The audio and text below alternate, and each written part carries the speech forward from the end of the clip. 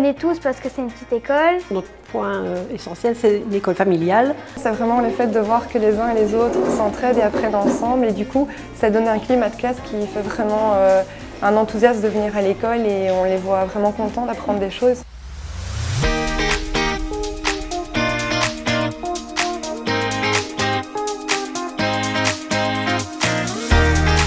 Nous ici, donc à l'école communale de Saint-Eustache, on a l'habitude de travailler par atelier. En fait, on vise vraiment des classes coopératives, donc on essaie de mettre les enfants dans des situations où ils évoluent en fonction de leurs besoins et de leur rythme.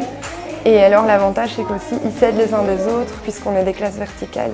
Ce qui permet aux grands de donner un petit coup de main aux plus jeunes. Chaque élève peut avoir des ateliers différents et donc on peut travailler de manière individuelle ou de manière collective. Ça leur permet donc d'échanger sur les savoirs, sur la matière, mais ça leur permet aussi de créer des liens, de s'entraider. Et donc c'est dans cette dynamique-là qu'on aime travailler dans cette école. C'est une place, les ateliers de maths qu'on peut jouer à plusieurs pour s'entraider.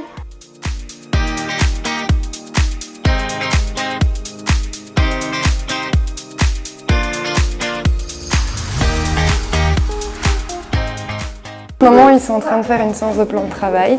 Donc ils ont une fiche de suivi. Ils vont chercher les activités qu'ils veulent faire dans les différents domaines dans la classe. Ils évoluent en fonction de leur rythme et ils vont cocher ce qu'ils ont fait. Et chaque activité a des graduations différentes. Ça permet la remédiation et le dépassement en même temps. On fait différents ateliers.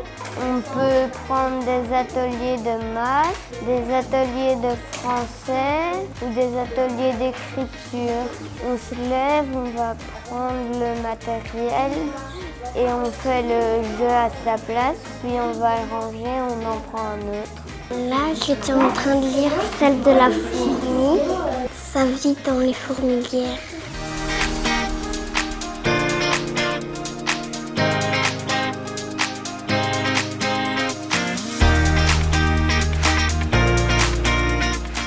Le matin, quand ils arrivent, ils vont dans les jeux libres. Et puis l'après-midi, avec les grands, pendant que les petits dorment, avec les grands et les moyens, on travaille avec les bacs autonomes. Chaque bac autonome a des compétences différentes. Il y a parfois des bacs autonomes avec du langage, avec des mathématiques, avec les ateliers scientifiques. Et là, ils doivent réaliser les petits défis qu'il y a dans le bac. Ils doivent d'abord essayer seuls, et puis s'ils n'y arrivent pas, on leur réexplique à consigne, on les aide.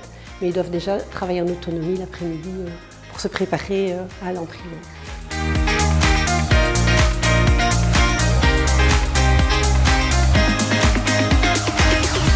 Le nouveau programme nous demande d'utiliser le numérique, donc nous avons le matériel, donc nous en profitons. On avance avec le temps, évidemment.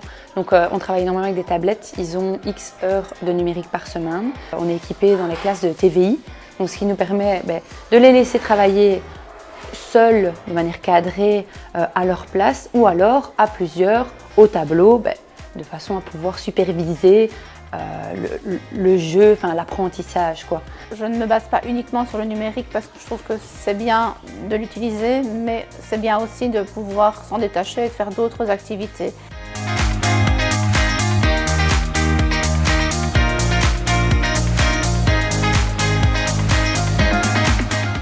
J'aime venir travailler parce que je trouve que le cadre de travail est très agréable.